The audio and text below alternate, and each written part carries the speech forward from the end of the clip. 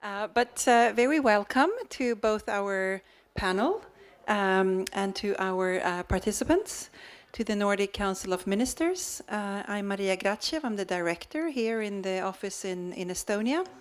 And we have been looking forward to this panel for many different reasons. I know that you will talk more specifically about not just knowledge and processes, and financial issues, legislation, and what have you. One of the topics that we have discussed quite a lot in our office is actually sort of the psychological side of things. We buy our shoes and our clothes and our dresses and our jackets and everything, and sort of asking ourselves a little bit, what is it that makes us buy things? What is it that makes us make the different choices that we make? Whether it is buying something or fixing something that we already have, or inheriting something, or choosing secondhand, or like these kind of factors. What is it that drives us to different decisions?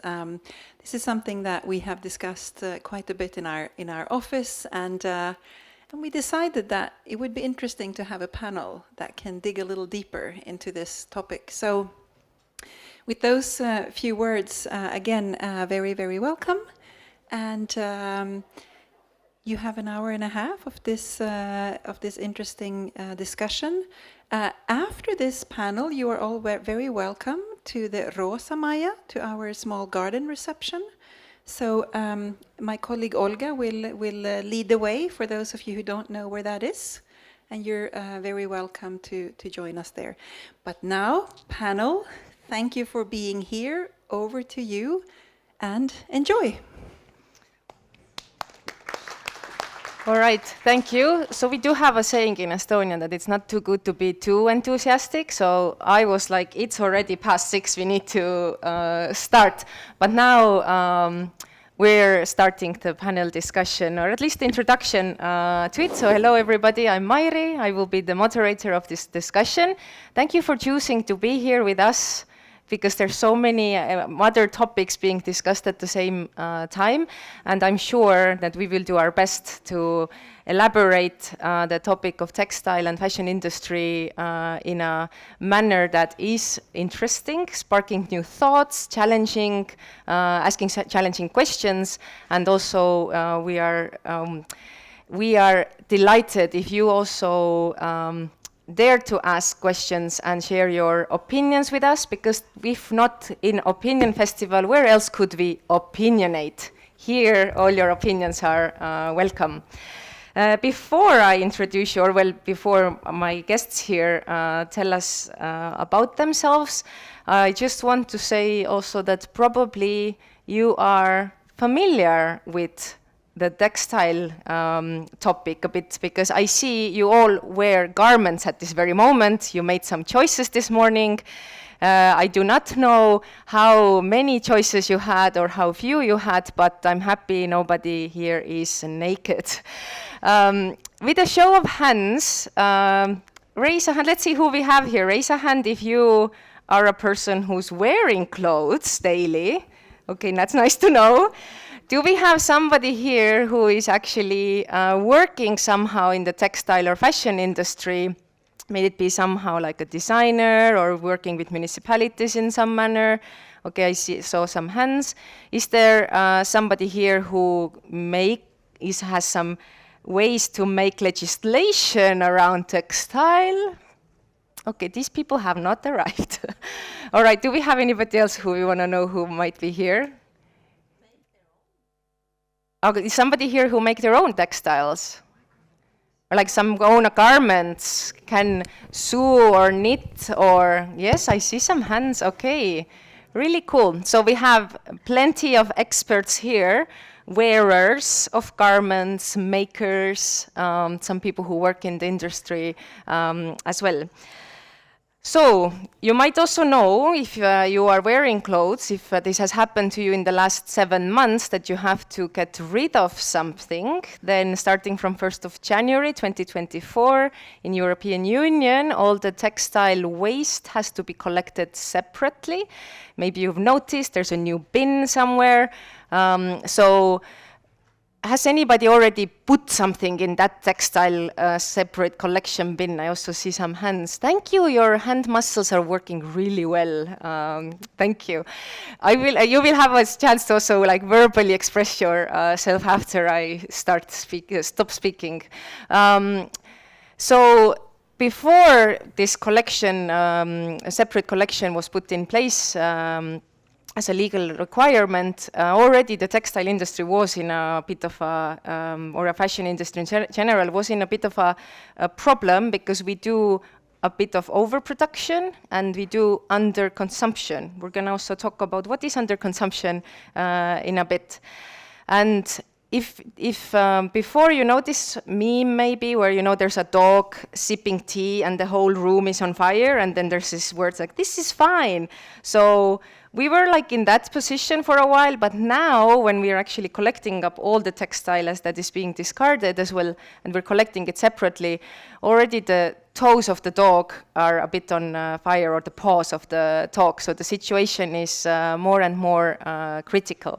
And today, with the panelists, not me, will shed light on the challenges of the textile industry throughout the different, like the elements of value chain, and from the perspectives of different stakeholders. I do encourage you to ask questions to the panelists throughout the panel, as in we have intended to have a conversation also with you all here. So do not be afraid to use that chance. But I do have to say that we have a nice recording devices here that your questions shall be asked to a microphone, and we have Olga here who will then pass you quickly the microphone. But let's look at the people who are sitting next to me. So we have 3 very nice people. And my question to them, or a request for them, is to tell, besides their name, well, I tell the name, what's their experience in the textile industry. They did not start this year, and they did not start last year in this field.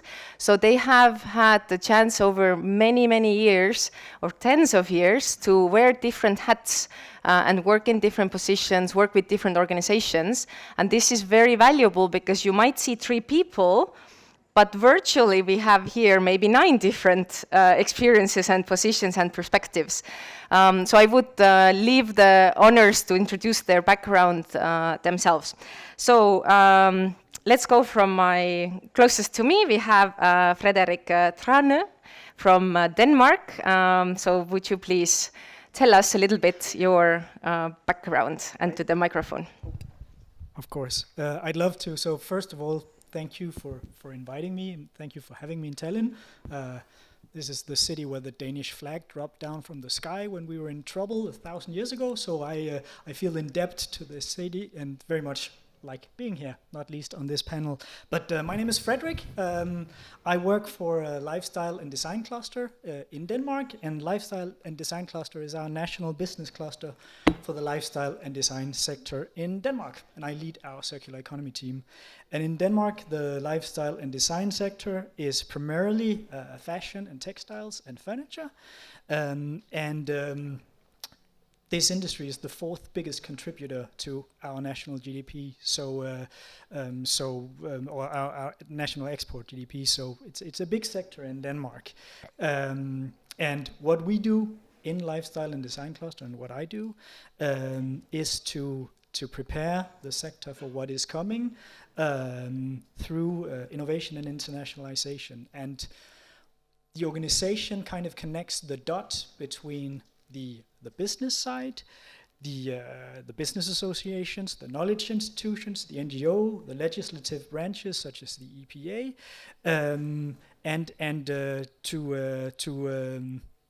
my role within this is very much connecting the initiatives on furniture and connecting the ones on fashion. And how do we do this? We do that through a cornucopia of projects, some small, some big. We have a very big project that is running from 2022 to 2030 called the National Sector Collaboration on Textiles, the Voluntary Sector Collaboration on Textiles, that include a lot of different players, not least 50 of the businesses in Denmark. Kali and I have collaborated on projects within this project, and the goal of it is to aid the sector moving from linear status quo towards a circular future. We have similar projects within furniture. And as for me, I've been with the organization for 4 years, and prior to that I had, depending a little bit on how you count, 2 decades of experience from the other side of the table. I trained as a menswear designer, so I very much come from the practical side of things. I've always had a deep appreciation for materials, for craft, for craftspeople and industry professionals, and I had the privilege and the pleasure to work with these people on a global scale for more than 20 years. So I've worked for more than a decade in the US with, among other companies, Levi's and Fossil Group, where I've been working on the floor in the factories with the manufacturers in Asia and in Europe and in the Americas. So long-winded way of saying, I've been in the industry for a long time, I love the industry, and I'm also very, very afraid of the direction that it is moving in. So that's why I'm here. All right, thank you, Frederick. Let's give him a round of applause as well, encouragement.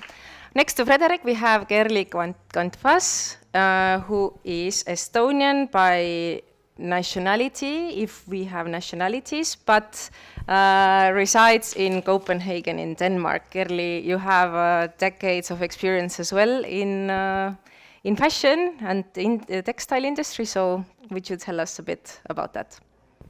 Thank you. Also very happy to be here. Yeah, I'm Estonian by heart. I've lived many years in Scandinavia, in Denmark, but also the last 6-7 years in Estonia.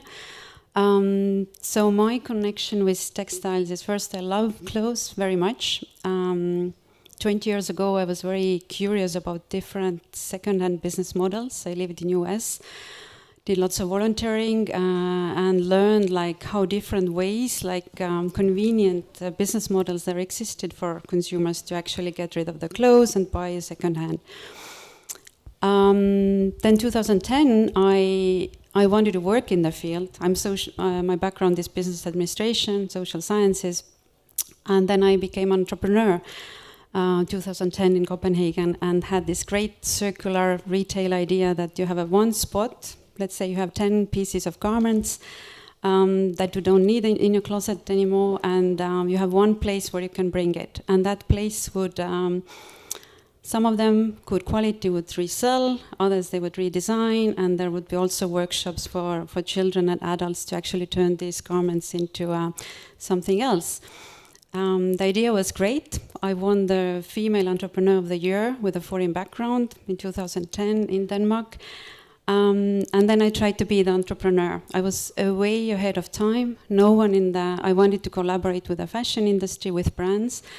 At the brands, there was no one even to talk to. They only had supply chain managers, and for them, sustainability at that time was just supply chain. How do we get that piece of garment to the store? And that's it. Nobody was engaging with how long it's used, what happens with it, and the value of a garment after the first consumer. And there was no funding, no EU funding, no startup funding for idea. And then I ran out of my savings and saw that Copenhagen Business School was looking for a PhD on the topic professionalizing second-hand retail industry. And I was like, okay, can you do a PhD on this? So I took my business plan, wrote it into a PhD application, and approached the largest or one of the largest fashion corporations in Scandinavia, in Denmark, and Danish Red Cross, a charity, and said, I would like to learn, I have this idea, how do we reuse, recycle? I would like to learn with you, how do we make that mainstream? That time the term circular economy wasn't used. So I got the scholarship, I started the PhD, and for 5-6 years I was working with brands, but also charities, sorters, and different experimenting, like product take-back, uptake of recycled fibers, from a big brand perspective, mainstream fashion brand perspective. And when I finished, I also realized like my vision was much higher than I could accomplish in that corporation. So since that, I've been working as an independent consultant, but also in academia, and working with different parts of the value chain, the collection, brands, collection, resell, also recycling, and how do we actually stitch the system together. So today, I have 2 hats on. I'm assistant professor in circular economy at Aalborg University, Copenhagen, where I work a lot with students on how do we create that knowledge and improve the future as well. And I work a lot with practitioners as well. And one of the projects which maybe is relevant for that conversation here is a Nordic-Baltic collaboration project that is funded by Nordic Council of Ministers. And together with Latvian and Lithuanian colleagues, we actually created 2017 such a project. So there is a very good report mapping the textile waste and showing that there is a connection in the region. But many years later, we still working in the field in the Baltics and Nordics. We feel that this actually the region is connected, but it's not really developed, or the innovation is not developed across the region. So we need to have a little bit more regional approach when we develop circular textile ecosystems. So we have this project going on right now where we are trying to create the helicopter view, what is happening in collection, sorting, reuse, recycling, and policy.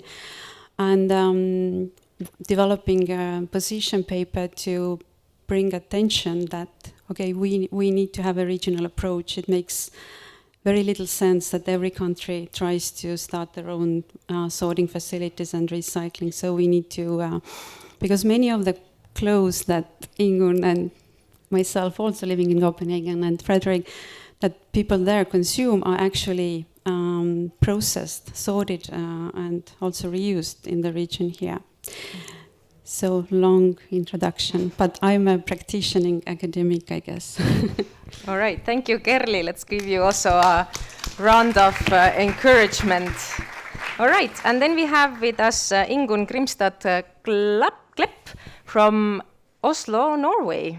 Tell us about yourself. Thank you, and thank you all for coming. And yes, I am a professor in clothing and sustainability in a university in Oslo called Oslo Metropolitan University.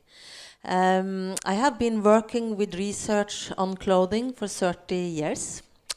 And I have been working with producing clothing as long as I can remember. I am educated in a cultural historical field. But my research is very, very close to social science and also very close to technical sciences. I'm educated also in weaving and sewing and all kind of textile production, also chemistry. Being working with textile and especially consumption of textiles, how textiles are used, the use phase is my speciality. I know more on how to measure the use and why people are buying and why they are discarding and why and how they are repairing and mending and washing and laundry and all these kind of issues. I also worked a lot with more historical perspectives, and I worked with local production, especially on wool, because that's what we have in Norway. Yeah. So I can answer both very technical questions and also questions that are more linked to the past and the future. All right, thank you for your introduction. All right, as you could hear, a lot of three people, but a lot of different experiences. And our discussion is kind of divided into two parts. That first, we're going to look into the current system and how that is operating, who is operating in that system, what are the bottlenecks and the problems and the challenges in it, and then we're going to go more into the how should the system actually be and what type of changes we would need to make in order to make the whole industry more just, more sustainable, less harmful for the living environment around us as well. So we go somewhere in this direction, but maybe things happen on the way, but this is what we have at least planned.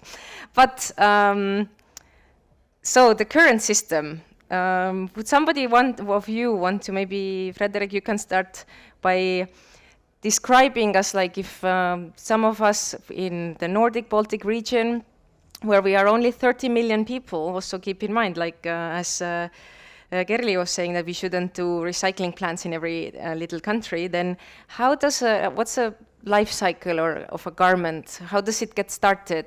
How does it end up here? What are the elements in it? Don't forget the microphone.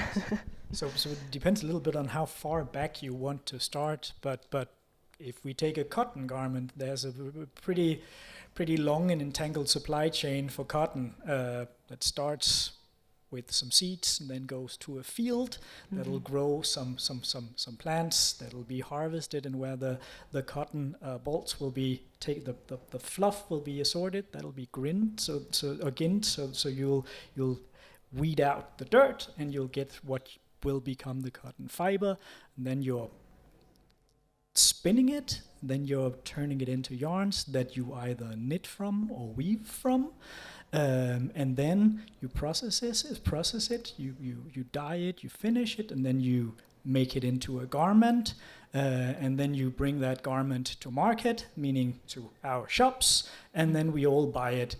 And as many steps as that might sound like, there are actually a lot more, because many of these operations happen in a lot of different places depending on what you do with it and all of that. So it's a long-winded way of saying the supply chains are global and they're tricky, and that is it's a part of the challenge. And then we after we've bought the products, like you've all experienced, we wear them, we use them. Unfortunately, less and less so. So we've bought one product and used that for a little bit till we purchase the next product. That time frame is growing smaller and smaller, because we purchase more and more and we use it less and less, and that's proportionate with the quality of what we purchase, because that is dropping in the opposite direction of our volumes.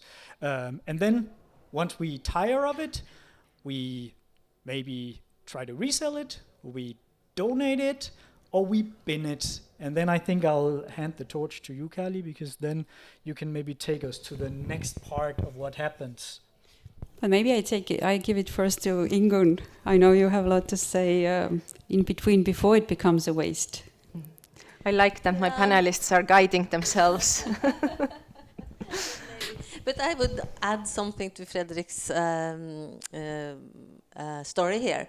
I would say that this system that we have today isn't very old. Actually, it is from the 1980s. I think that is important to remember, that textile production used to be done everywhere in all our countries, and it used to be a lot of skilled people all around that produced and used clothing.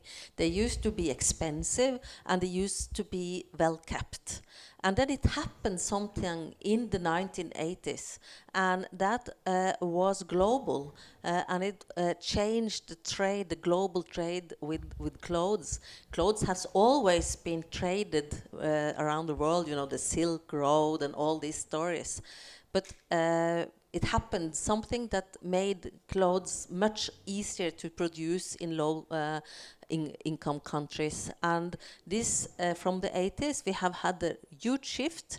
Clothing has become more and more traded globally and less paid for, and this is where we are today, with a lot of clothing that are shipped around the world before they are sold and maybe used, and also afterwards. And this is our problem today, and the system we are talking about, a lot of transport and also a lot of production in places where the control with the environmental problems, but also with working conditions and security is very, very low. Yeah, so this is a part of the story that I think it's important to start with, and then Kerli wanted me to say something about the use phase. The thing is that we are buying more and more and have done since the 80s, and that is because it's so cheap and because it also is available for us. And then we might have a huge wardrobe, some of us have, I have, or we actually have the clothes for a short time. So we have quite different wardrobes. I mean, if you're looking at each other, we have more or less the same amount of clothes on. But home, the wardrobes are very different, very, very different. And the more we have, the less we can use each piece, yes. And this is important. The more we have, the less we use. And then it takes more and more and more years to wear something out. And this is, I think, linking to how I introduced the panel, that we are having overproduction of things, that there's like the shops are always full of things, and then we have underconsumption, that, as you say, we don't have really time in our lives to wear out the clothes we are having. We could say that the overproduction of clothing is huge, and it is a lot of clothes that are never sold to anybody. It's very difficult to measure exactly how big this is. Also because the industry is using sale as a way of get rid of clothes that they aren't selling. So a huge percentage, someone talk about 30%, even much more, of the production is never it's never bought, and then these are also entering the second-hand waste trade. Sometimes distracted, and sometimes other solutions. So we have an overproduction that is visible in the production line, and we have an overproduction that is visible in our home, meaning clothes that we have bought but not used. And if you look at wasted clothes now, discarded clothes in the waste systems, we find clothes there that has never been used. And also looking at wardrobes, I looked a lot of people's wardrobes, we find unused garments in all wardrobes I have seen, really. And that's, so we have this overproduction everywhere, really, in the value chain. Let's do a test. Do we dare to raise our hand if you know that you have something in your wardrobe that you have not really worn? See? So, Ingun, your statistics stay still true. All right, but Kerli, what about the end of life? Yeah, I actually wanted to comment on the overproduction. I was at the Copenhagen Fashion Week. There was a conference 2 days ago about transformation of the retail, and they talked about the overproduction and overstock. And yeah, the number was 30% is actually produced extra. to be managed to sales and just for all kinds of different reasons. And that overproduction, then some of it doesn't even reach these closets, and some of it does. Yeah, so actually, for me, raising hand that we have items in the closet that are not used, I don't see it as a problem. I think it depends, like why they're there and what do you do how do you get rid of them? I have some items I have had 30 years.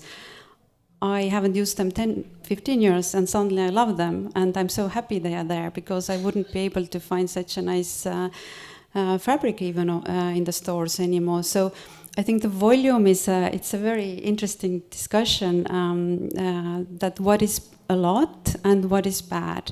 I think what is bad, the overconsumption, is like when you buy a lot, let's say per month you buy 6 pieces new garments and you throw out 6 pieces. And I mean, that is a traffic, and that becomes like, okay, where do you throw it?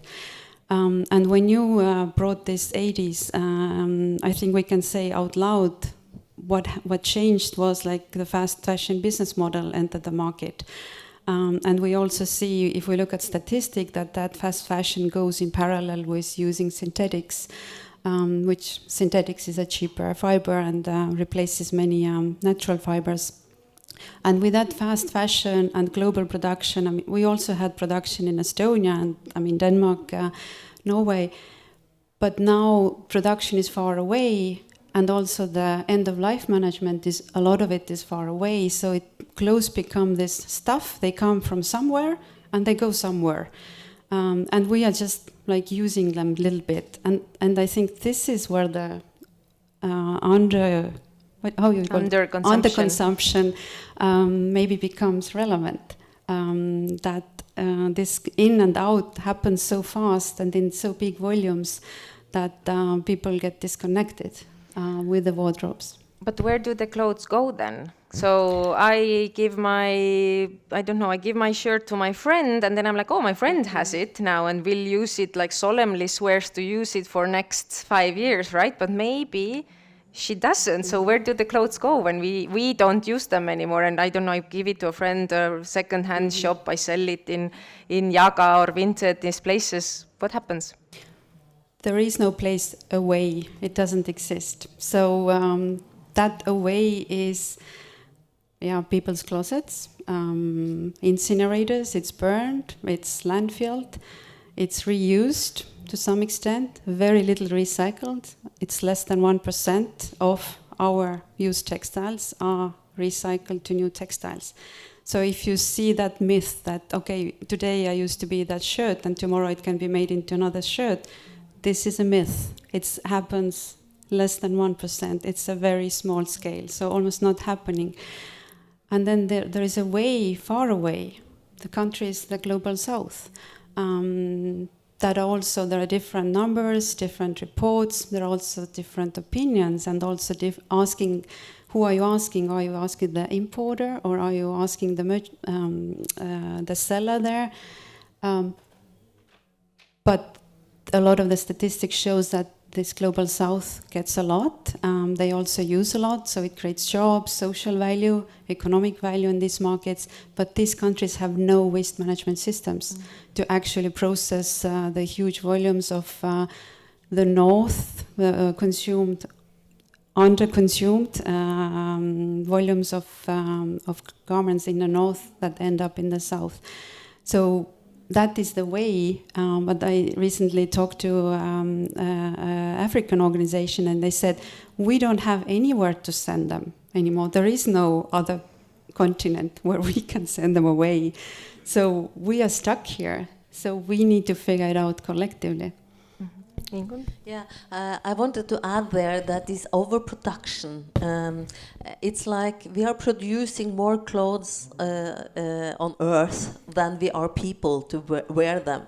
And that's why it's nowhere to send them, because it isn't enough people to wear them out. And this is, so it's nowhere else. I mean, we have to start to wear out our own clothes. That's really where we have to go, because other people in other countries should also be able sometimes to decide for themselves what sort of clothing they want to wear.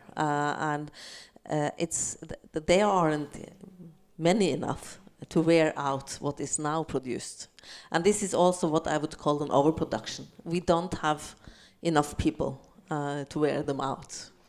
But isn't then the missing link here actually regulation and legislation? So we have a company that does overproduction. We tell them, hey, you can only produce 1,000 units of these pants, and we have consumers who are under-consuming, and we're like, hey, you need to use this thing at least 1,000 times. What's happening with legislation in this scenario? It is a lot of things happening now because of the EU's textile strategy, which is a part of the Green Deal in the EU. But they haven't taken the overproduction problem seriously, and that is this is very serious. And from my perspective, and I think we in the panel agree on this, is that the policy now is evolving. But the policy is not really taking the real problem seriously, and the real problem is overproduction. And this real problem makes a lot of other problems that we will talk about later. But we need the work with the big strategies on textiles to start talk about volumes, because we don't really. All the other systems break down, also the second-hand clothing system, also repair systems, local production, all the others, call it circular or call it what you want, are breaking down because they can't handle this competition with the low prices and the competition with this huge amount of overproduced clothing. Mm-hmm. So we have identify the question. All right, Olga, can you please pass the microphone? Thank you. I have a question for Kerli. So I love buying secondhand, and I also sometimes find myself in H&M, and I also take their old clothes that I can't use anymore, that I have worn out, and that are not fit to second-hand donation anymore. So I wanted to ask, am I being naive as a Western person donating the old garments to H&M with their promises to make new fabrics or whatsoever? Or am I actually doing good to donate my old clothes there? And you mentioned before only 1% gets recycled, so could you elaborate on that system? Thank you. Okay. Thank you. I get that question a lot actually in Estonia from friends and network. Yeah, so the question is specifically about the H&M take-back scheme, and I don't have today enough knowledge to comment and say like, yes, you're doing a good thing to drop it off there. So I can speak from the general practices. In previously, they didn't have that system sorted out. So maybe today they have. So I wouldn't comment on that.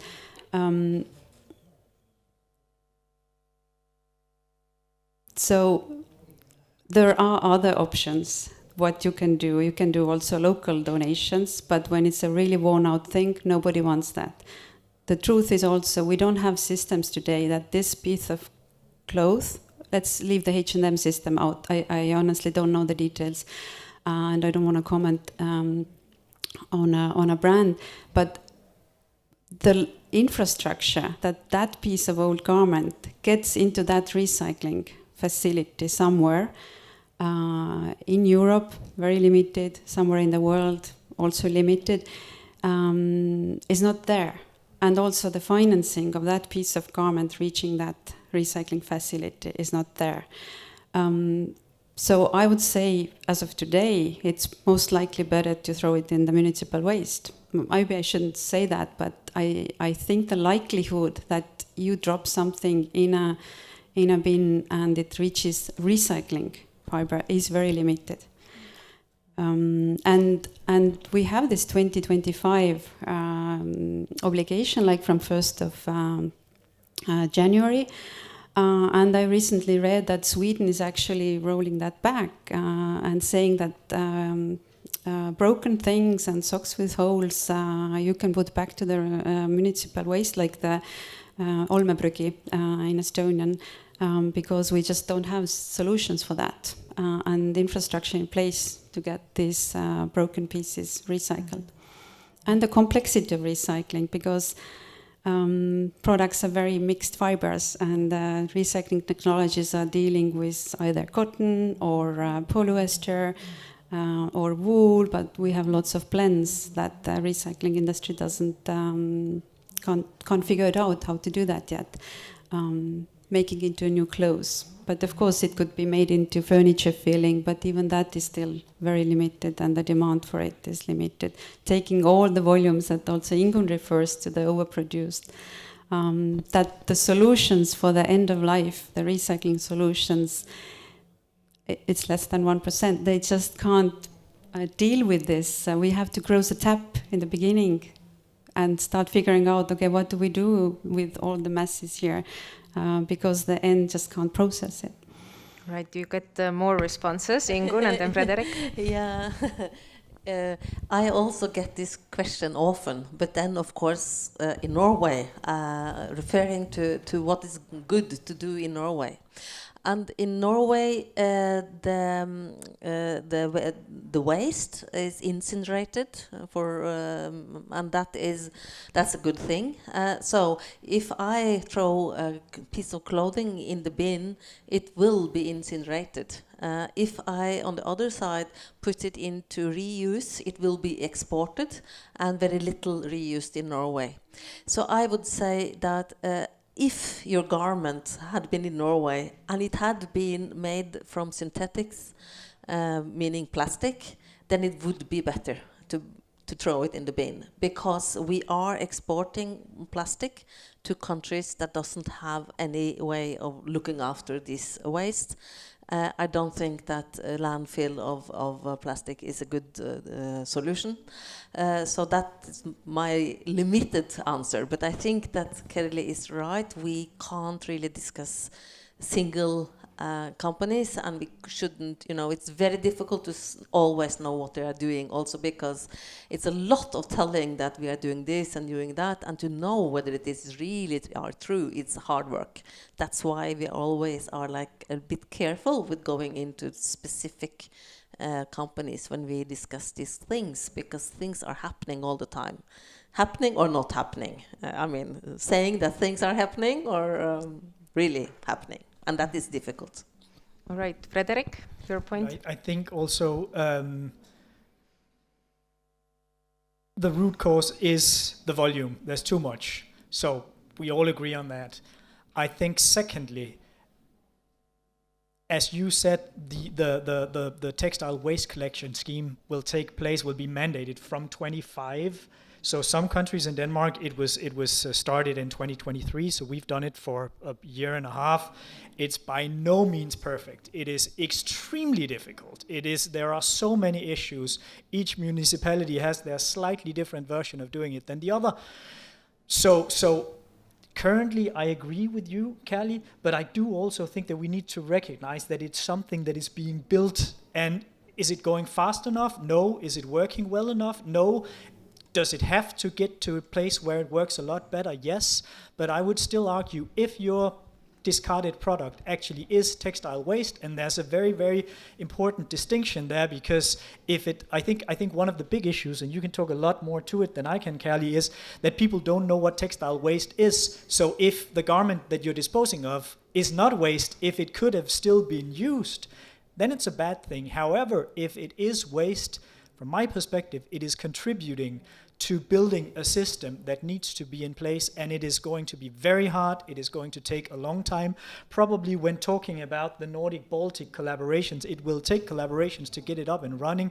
It will also take drivers that for instance, with public procurement, make sure that if we want to grow the volume, if we want to create the incentives for volume growth in this, we need to have some levers that can ensure volume and that can ensure that once this has become new fibers, new yarns, it will actually be purchased. So very long-winded way of responding to your question, but I think it is a work in progress. And the root cause is overproduction. I don't disagree at all, but I think it is a little bit the case of a chicken or the hen, and I do think that we need to work on the two challenges in tandem. The word waste actually also might be problematic in a way that I don't know if our audience is so familiar that if you say that something is waste, then it should start following waste law, where then the waste has to be given to a waste manager and then it has to be treated accordingly. So in a way, Kerli is talking about that some parts of textiles get also reused. Then in a way we shouldn't legally call them waste, because getting off the label waste is a whole other procedure that is not made easy at all. But we have heard that there are, some manufacturers, that there's some problem with overproduction. There are some consumers. We all are consumers. We consume differently. Our wardrobes are very different. Our choices, our needs are different. But we under-consume, and then we have also legislation that apparently is focusing not on the right thing. And, we are looking who to blame. So put on your blamer hat, and please, with a show of hands, between those three stakeholders, we don't have shares here, stakeholders. So think, who in your opinion, at this very moment, in this moment of this debate, who would you blame for this mess we're in, this broken system that is not sustainable, harmful, not respecting the workers, etc.? Do you vote for, I give you three options, the manufacturers? So it's kind of put the whole manufacturing process into one pot now. It's not doing justice to all of them, but otherwise it's too complex. Survey here I'm doing. Then second option you have is consumers, us, or you want to blame the lack of legislation or over-legislation, however you would define it in your head now. I'm very sorry to cut in. Yes? Can we please say it's not the manufacturers, it is the business side of things, because blaming the manufacturers, that doesn't make any sense. All right, so businesses. Producers. Yes. The producers. Which covers The brands. All right, producers and brands, let's use that word. So be ready with your hands. Who thinks it is? You can vote once, guys. We are blaming people now for next minute. Who thinks it's the blame is on the producers and brands? Raise your hands now. All right, we have a couple of hands. I don't know if okay, thank you. I'm not doing quick statistics, just visually grasping. Who thinks the blame is with us consumers? Or it kind of seems the similar amount of hands, or maybe a bit more. But who thinks it's the legislation, the rules are lacking? I don't know if you guys are most enthusiastic to raise your hands really high, but it seems to me also that you're kind of, maybe it was all 30%. All right. Let's see where you are gonna be in half an hour when we're gonna maybe redo the poll. We're sure I'm gonna redo the poll. But I wanted to ask and stop for a moment on this this matter of, you mentioned, Ingun, that we started actually consuming way more fast fashion brands developed in the 80s, 90s.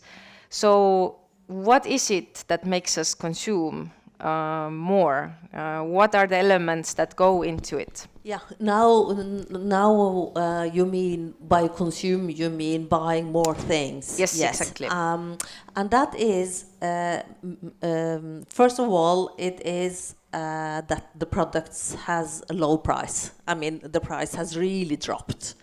So it doesn't cost so much. That is the first thing. The second thing is that it's heavily marketing. I mean, it's really, really heavy marketing of clothes, and this marketing is very, it's not telling us a lot about the items, about the clothing, but it tells us other stories. It tells us that buying clothes will make you more beautiful or less ugly, really, and it is something you need to do to be secure and beautiful. So the marketing has a great part of this. And then it is also our clothing culture. With the clothing culture, I mean that it's a lot of different part of our culture that actually tell us to buy things. For instance, our habit of giving presents, I mean, on birthday and Christmas and so on, regardless if you really need a new tie, a tie is given to the grandfather, something has to be bought. So it's also this cultural thing that actually are driving a lot of buying. And then we have a lot of attention to our appearance, especially on the female body and especially on young people, but in general. And this insecurity about how we look, especially as young people, especially as young women, have been worse and worse. And of course, people working with pictures and social media and all these kind of things are also knowing a lot about that. But also we that work with clothing can see this. So it's not one reason for the way we are buying. It's a lot. In Norway, we are an outdoor country. We are buying a lot of clothes to be secure in nature, as part of buying that are regarded actually as very nice and good. Have the children secure and warm and waterproof and this and that. So yes, it is a lot of different reasons why we are buying things, and it's not only what is often mentioned, and that is to be in fashion. I would say that to be in fashion is not, it's not very many people that's saying that they are buying clothes to do that. They more often tell they want to look like everybody else, want to fit in, want not to be noticed for the way they are dressing, want to go to work and do their job and not be annoyed by feeling different, for instance. And also to be in fashion is possible with old clothes, and it's also possible not to be in fashion with new clothes. So it's actually something else than buying a lot of new things. Yeah. So, but that was a long answer. It's not one single thing, but the drop in prices and the heavy marketing and the very, I would say, untrue marketing of clothes are really to blame here. I think we should have much stronger rules, that the marketing really try to find a good fit between the item and the buyer, so we had better fit, that people really end up with the clothes they like and that fit their body better. That's my opinion on this. It's a lot of very, very poor marketing of clothes. Kerli? Yeah, I would maybe add on this. I mean, you mentioned price, and I think the wealth, people have become richer, we have more money, and availability. When I lived 20 years when I moved to Denmark, I remember I thought I had a lot of clothes in my closet. My mom makes beautiful clothes. But I had not seen this, that in the Strøget, at the shopping street in Copenhagen, people were Saturday morning coming with big bags of clothing. I was like, what do they do with this? Like the volumes I had never seen.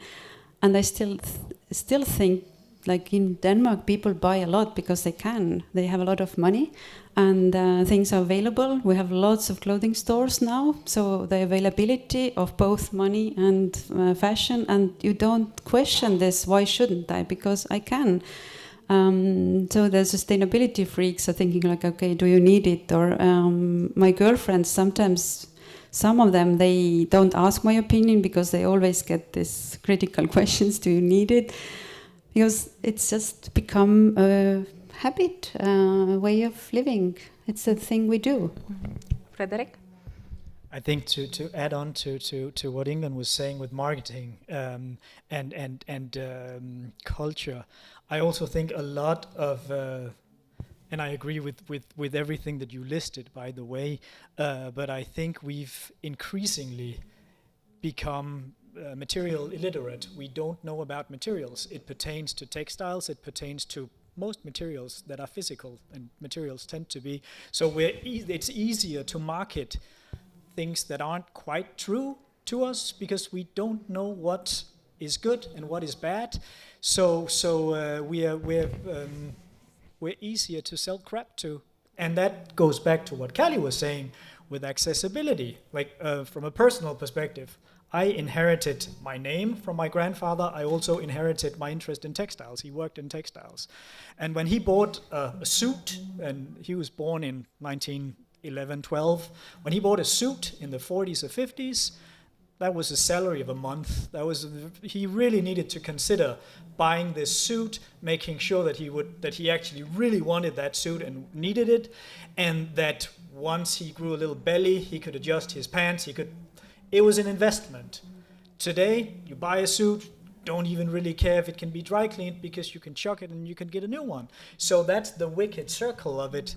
So that I think that both goes into accessibility, it goes into culture, and it goes into the need for all of us to re-educate ourselves, because that will build resiliency to poor marketing or to unjust marketing, along, of course, with legislation that really hammers down on it when it's misleading. I think what you are describing is kind of like lack of attachment to things we own, and it probably is also, we can expand that lack to a lot of things we own in our life. But with that, I actually would like you to think, if you have something like a garment, a piece of clothing that you are actually emotionally attached to. And my question to you is, maybe some of you are willing to speak up with voice. What makes you attached to that? What makes you hold on to it? Like Gerli said, that there's a piece of clothing that's 30 years old in her closet. She hasn't worn it for 15 years, but she's like, oh my God, the fabric. What makes us attached to a garment? Somebody has something in mind that they're like, oh my God, I love this thing because of... Anybody has something in mind? Well, I'm going to ask you this question. Yes, somebody raised a hand. Thank you for that. All right, and it's a gentleman. Yeah. All right. Well, I mean, I think it's maybe not a surprise, but sports. So, I mean, I'm a big ice hockey fan, so of course I have some ice hockey jerseys at home, which I wear when I go to some games, and it makes me feel good. It makes me feel proud. It makes me feel being part of the team or whatever, and the fan culture. So yeah. All right, some belonging. Mm-hmm. Ingo, just a moment. Let's see if there's somebody else also wanting to share. So we have a belonging, and there's two hands. So we have there with the one and then one front row as well. Yes? Yes, I had two ideas. One was a dress from my graduation, or how some people keep their wedding dress, or something that's attached to a very strong emotional event.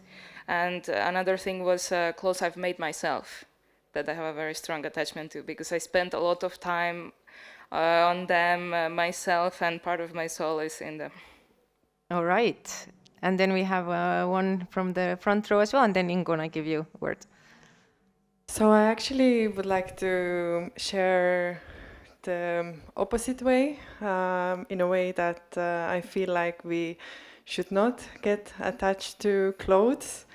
And even though I have been a lot, I have done overconsumption and so on, but I think this also might lead us to the vicious psychological cycle when we get too attached to them, that it becomes like a need, and addiction, perhaps. So in a way, this is what I am practicing in my minimalistic lifestyle now, that I don't get attached to these clothes that I have. All right, Ingun, should we get attached? Should we not? What do you think? I wouldn't say that we should or shouldn't. I think it is many way of organizing our clothing consumption that is good, with and without a lot of feelings. What I wanted to say was that it is actually quite a lot of research on favorite clothing, and the examples that came up here is in line with what we know. It's very often that the favorites are not very specific clothes. It's not what you. It's not necessarily a very very nice garment, like Kerli said. It's often connected to other people, like your ice hockey team. These with clothing that connect you to other people. It can be a gift from a person you like. It can be clothing that is actually placing you in a group you like, and it can also be a very good experience, like the wedding dress maybe, or maybe also a festival where you met your big love or something. So often these favorites are not really very interesting. Really interesting, and that is quite interesting, that they not necessarily, if you have a picture of them, they don't stand out as something very very well done or beautiful, or of course sometimes they are, but sometimes not. Sometimes they are a team shirt or a t-shirt from a festival or something very ordinary, really. Yeah, but favorites are in very many wardrobes, and we do actually have quite a lot of research on favorites. All right, but then I think my reasonable follow-up question here would be thinking that, okay, if we are emotionally attached to our pieces, we wear them more often, would that make me more sustainable in my fashion or like my wardrobe? Or I am not attached, I'm practicing minimalism, and then I have very few things, maybe then I change them, I have basics. So my question to you, dear panelists, what is sustainable fashion? All right, let's give Frederick first. Microphone? I'd say sustainable fashion is an illusion. We can make less harmful, and we can make fashion that gets closer to a sustainable point, but we will not arrive there. But the most sustainable apparel that you have, because it might be apparel more so than fashion, is the garments that you wear a lot and that you maintain and you keep for a very long time. And I'm sure, Ingun, you can give the statistics on it and the research side, but I would also assume, at least for my part, that there are garments that serve a specific purpose quite well, like that t-shirt that is very undistinct. Probably you feel very nice when you wear it, or to your ice hockey t-shirts, it evokes something. So I think, like, unfortunately, sustainable fashion, we're never going to arrive at that destination, but we can get a lot closer by making good choices. All right, Ingun? Yeah, I agree that sustainable fashion doesn't exist. But the question was maybe not about if that exists or not, but what can make our consumption more sustainable. And that is, I would say that it's how much new things you are buying, not how long you are keeping it or not keeping it. So it is about how much you are buying, but maybe also who you are giving your money to. And this is not discussed as much. But in the clothing production system, we have a lot of very, very, very big brands, and then we have very, very few small enterprises that do repair or production locally, and that are using traditions and local materials. And I would say that thinking about it, who you are giving your money to, is actually quite good. Thinking to support a bigger variety, and also the ones that might be important if we are changing the system, so we are not just ending up with only the big global brands. I think this is something that is not so often discussed, but that's possible. And then, of course, how much new we are buying is really the impact you can make. Buying less new. Kerli? Yeah, maybe I agree with both Fredrik and Ingun, but maybe a good example is we can take a mainstream fast fashion store. You buy organic cotton t-shirt or dress, which is kind of marketed as a sustainable choice. And then you buy, I don't know, polyester product or something which is a less, not marketed as sustainable choice. And then the first one, you wear it, you maybe 3 times, you get rid of it, you drop it in one of the bins, and there it goes. And the other one maybe you actually really like, and it fits, and you wear it many, many years. So that makes the length of using it, as Fredrik said, that's where the impact of a product lies, and that's make that product more sustainable, even though in the store it would maybe be a less sustainable choice, but you would only assess it based from the, I don't know, fiber perspective or that hang tag that is there, and most of them are greenwashing anyway these days. So it's, as you say, it's illusion, so it depends. It really depends how long you wear it and if you wear it. I see a question there from the sofa somewhere there. Let's hear the question, and then let's see where does this go. Hello, I'm here from Copenhagen. If we're kind of like generally making this assumption that it's the individual's responsibility to make the right choice, which I personally believe, but it's obviously up to discussion. I personally buy everything secondhand. It's very rare that you would see me wearing something that I bought new from a shop. I would never buy anything from H&M. And for a long time, I have felt completely justified to consume as much as I want from secondhand stores. So my question is, from an environmental sustainability point of view and from an ethical point of view, am I completely neutral so long as I only purchase things from secondhand shops? I'm not doing any damage. All right, who wants to take that? Fredrik, you want to answer? I'd say unfortunately you're not, because, and again, Ingun, you can point to the statistics, but what we're seeing is while the purchases on secondhand increase, so does the purchases on new garments. So if we were to get to that destination that you're mentioning, one would need to offset the other, and that's unfortunately not what's happening. So it's obviously better the way you're doing it, but the volume decrease goes for both, unfortunately. Or maybe fortunately. Ingun, Kerli? Yeah, I mean, that's. I was recently interviewed on that, exactly on that question, because the volume of secondhand now with Vinted and all these platforms is really growing, and it's so convenient. You just press the button and you can order.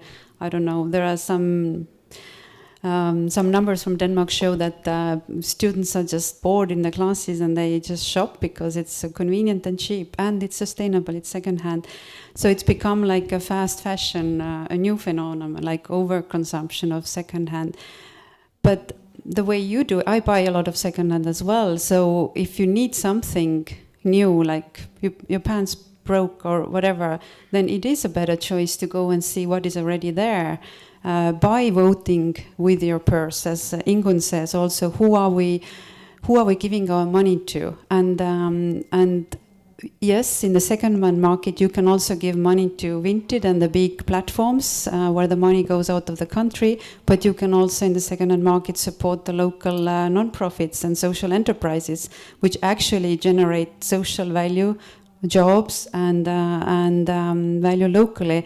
So even there you can see what is where should I leave my money, and it is a better choice to buy a used one than to send a signal buying a new one, because that's demand. That goes into the mainstream retail statistics as a demand. First to Ingun and then Frederick, you. Yeah, I don't agree with Frederick here. I support you. I think you are doing good. But Frederick has a point, and that is, if you are only buying second-hand, I mean, it is enough second-hand clothes now for everybody. So, I mean, buying them or finding them, or having them from the friends or whatsoever, it's enough there. So, it's enough clothes out, and you can buy them, and your impact is then very, very low. It's just, the sorting and transportation. The problem with the second-hand is on a political level. It's not on a personal level. And it's right, as Frederick said, we don't see a decrease in selling of new clothes when we see an increase in buying second-hand. Denmark has a high selling of second-hand, but also high of new clothes, for instance. So statistically, it isn't a connection, and this means that to support second-hand clothing is not a good politic to lower new selling of clothes. But personally, it is different.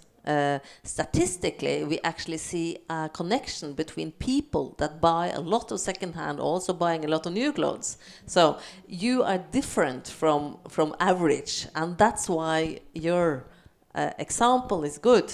So it's possible to have a low environmental impact by buying your clothes second-hand, as you do. So congratulations, I'm with you. All right, Frederick, you wanna respond? And I think to make it very practical, I'd like to share a hack which I'm sure you're already performing, because I think one of the things that if you buy secondhand in a smart way, you use the lower prices on secondhand products to elevate the quality that's available to you. So personally, I also always buy secondhand. My mom was a secondhand reseller, so I've done it all my life, and that's good because my taste is a lot more expensive than my paycheck allows. So meaning that when I buy secondhand clothing, I'm able to get clothing of a higher quality than I would be allowed to if I were to buy them from new. So I think if you do the same, then probably you're limiting the damage that we're all doing by consuming. All right, I would that. There's a new question somewhere. Yes, back there. They're back there. Okay. I don't have a plan. It's okay to take questions. That's what we wanted. Okay, but there's another question there as well. All right. Hi, thank you. I'm wondering, because I think everyone in here kind of realize how fast fashion industry is bad. What else I can do than buy second-handed clothes or clothes from small businesses, because I think it's enough, but sometimes I don't think it's enough, because I would like to fight against the fast fashion industry somehow, and I don't know where to start. So that's my question. All right, Frederick, you have an answer? I don't know if I have an answer, but I think I have suggestions. I think generally, and this goes into the broad education of all of us, you can learn to navigate and to choose the right product based on your need. So you analyze what is it actually that I need and what product will fulfill that purpose. And that'll take you pretty far in that endeavor. And I think we're missing that, again, going back to our materials illiteracy. We've lost connection with what is good, and the answer is it depends. There isn't a good shirt. There is a good shirt for Frederick for being at a debate here in Tallinn, and it's a linen shirt, and it can be mended because it's a bit of an irregular weave, so mending is hiding. That might not be a good shirt for Kali or a good shirt for Ingun, but you having the ability to understand what is my need, and then the ability to fit that need with a specific product. I think that's a very important step that we all need to work on, also from a political and a legislative perspective. I have a quick tip that has worked for me. I don't know the size of the closet, but I don't have a huge one. I don't have a walk-in closet. It's a wooden closet. But I have found gold there. So I go first when I need something. I go back to my closet in deep there and see, okay, what do I actually have here? And I dig gold out there. So actually, I don't even need to go and shop. So that's also one place to look. I understood your question differently. I understood it much more, what else can I do? Yeah, I think I'm more on the track here. And I think that is a very good question, because it's not only a choice. We don't need to go to the fast fashion. We can, avoid them. I think that's good. But we don't want them to be there. We don't want people around the world destroying their beaches and our nature with all this rubbish that nobody wants. And that is a problem. And I think this, of course, is a political problem, because we don't really have, we have all of us the right to vote. That's a very important thing, but we don't really have politics that are really very progressive when it comes to environment, I would say, and I think that's the problem, because it is. Why is it allowed to actually destroy our world? Why is that allowed, and why isn't we protesting against it more wildly than we are doing? So in my understanding of your questions, it is more that I can't answer. I don't know what to do. I have been a researcher my whole life, and now I'm thinking it's no really point in being it anymore, because the politics isn't listening to research. It doesn't take the real problem seriously. The real problem is quantities, not only in clothing, but with energy use, in a lot of different things. It doesn't help us, the politics we actually are discussing. So activism. You're saying we have to become activists. Yeah, I guess I'm maybe a bit too old. Maybe it's time for you to be.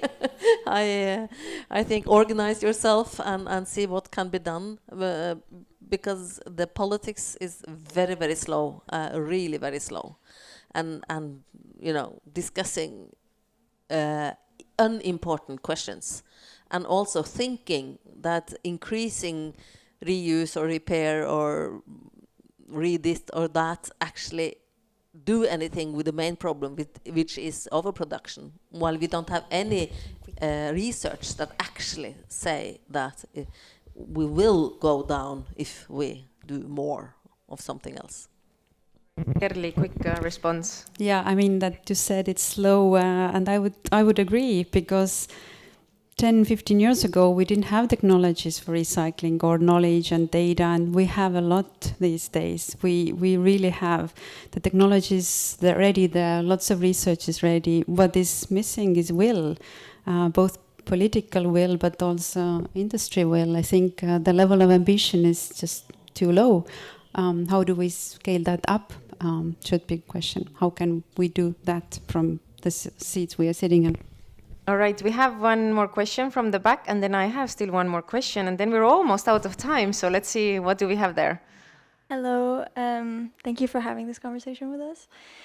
I want to go back to Vinted.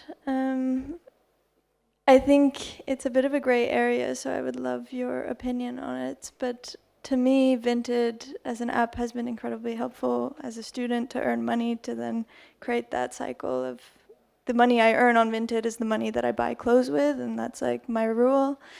And also it's helped me, like with thrifting, there's always this golden rule: you never go into a thrift store with a specific thing in mind. You go and you see what you find, versus on Vinted, I can be much more conscious. I need this specific item and I look for it until I find the exact same thing. But then again, I don't have actual sources to back this up, but I've heard from friends that Vinted is now causing different women's shelters, for example, to be short of donated clothing because people are much more choosing to sell it themselves. And then you also have this entire global delivery chain system creating, I don't know, greenhouse gases, etc. So without becoming too much of like a sustainability Nazi, I guess, but I just wanted to hear your thoughts on the impact of Vinted and Depop and such online platforms where you can sell your own clothes yourself, because as you said, the money goes to Vinted, of course, but it also goes to the individual who's actually selling the clothing also. Thank you. One response. I think Haley should say this one. I might not have the good answer on this, but I have an answer. I think for me, big platforms, yes, they make things convenient, but reuse, I think that has to take place, if possible, locally. There is the whole local reuse value, and by ordering clothes, I mean, return rate of clothes buying online is like around 50%, if I'm not mistaken. So because the sizes don't fit and our bodies are so different. So with second-hand market, this is even worse because there is only one item to choose from, and you don't have sometimes the same scales. Like every brand has their own guides, like what size to buy. So there is also a lot of this that does it fit, and so lots of shipping back and forth, and lots of logistics, which is also transport, and then you get the item and you don't like it, then you're stuck with it. So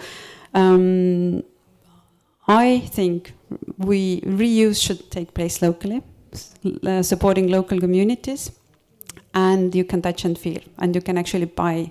But I also see the point that if you're looking for something specific, it's not bad, but it's again volumes. If you shop like 15 pieces of vintage items because it's convenient and cheap and sustainable, then I think the volume is again becomes a problem.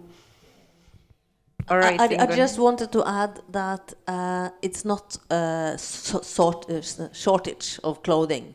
So just, what you need is there. It's no one else that wants, I mean, we have enough used clothes globally. So that's not a problem. I mean, really not a problem. So we just go on. So with this, so if we come also to this, we have like last 7 minutes to this point that what should be the new system or how the better industry and the field would look like. And you have actually already talked about what can consumers do. They can buy secondhand, they can wear their existing things as long as possible. You have mentioned some other points. I am sure everybody has paid attention. Then you have also mentioned, Ingun, you mentioned that we're lacking actually legislation, that there's also like, that is a thing that we are not anyhow paying attention to a second-hand market. Second-hand market is taxed as much as the first-hand market, right? We are not limiting production, we're not limiting getting rid of anything.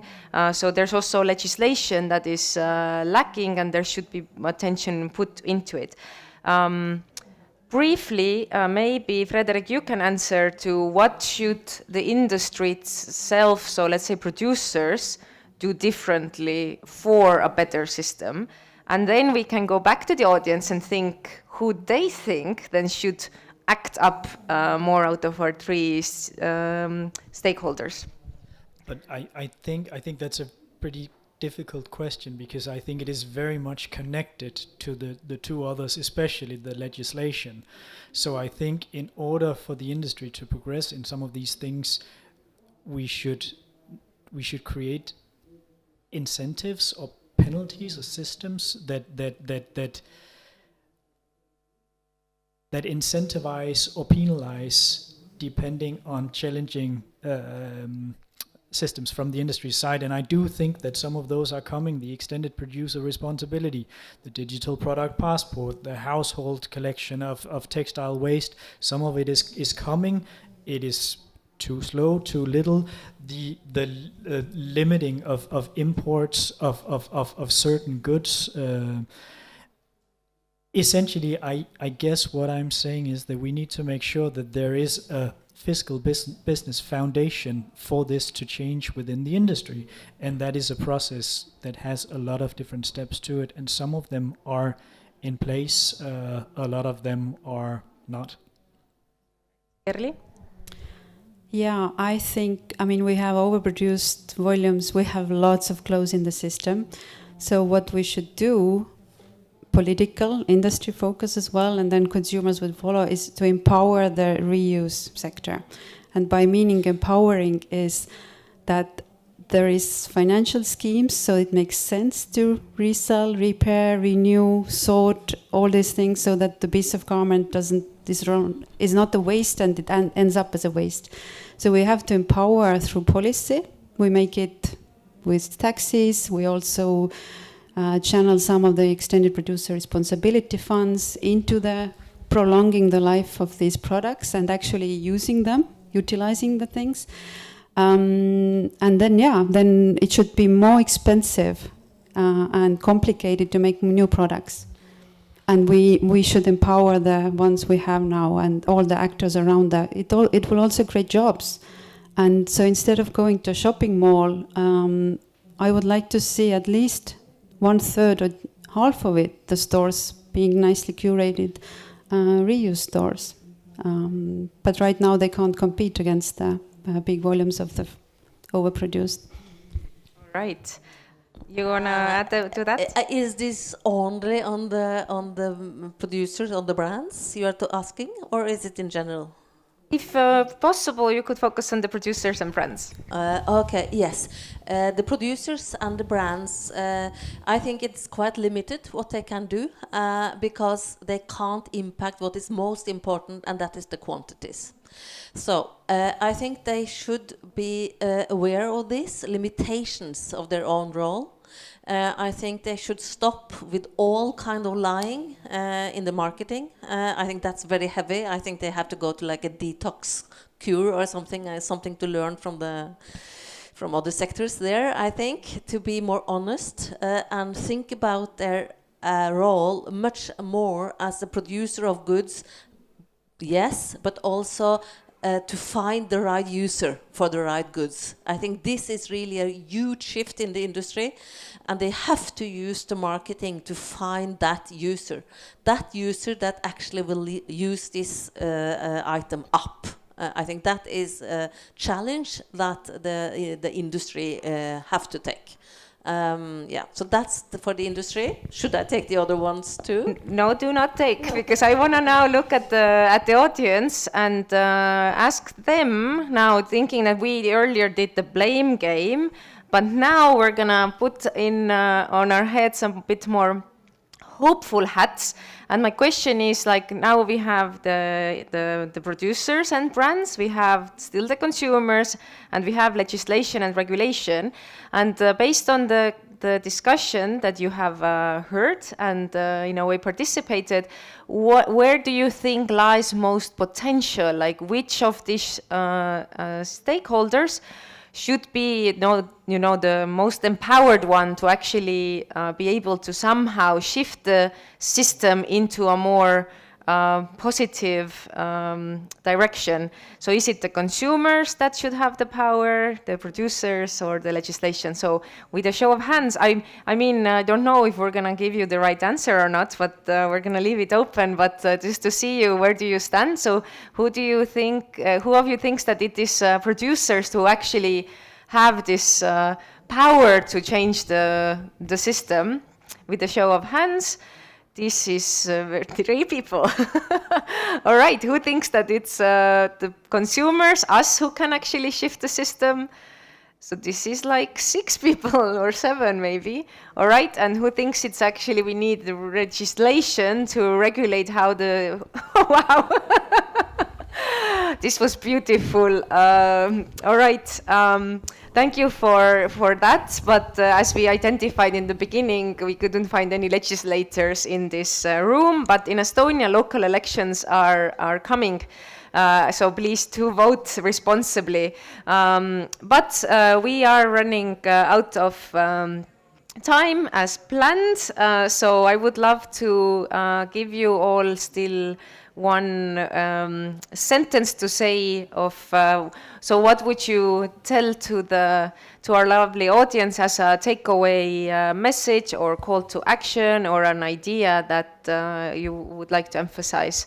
So maybe Ingun, we start from your side, we come to here. Yes, I would say that none of us here are responsible for the mess we are in today. And it's not the clothes' fault either. And I would wish that you look at your clothing with a smile, and that you use them with pleasure, and that we become, all of us, a little bit more satisfied with ourselves and our wardrobes. I think that's a good ending. Beautiful, thank you. Kerli, what about you? Yeah, it's the same lines that there is actually beautiful clothes out there. Maybe in your closet, maybe in that second-hand store, maybe on Vinted, maybe even H&M. And then if you need to have it, then just love it and yeah, smile. And it's aesthetics at the end of the day that makes us smile. Kerli? I think in the spirit of preventing waste, when you invited me to this debate, you asked for a quote. We haven't used it, so I'm going to use it now. It's from my favorite writer, Dr. Seuss, the author of The Lorax, fantastic book.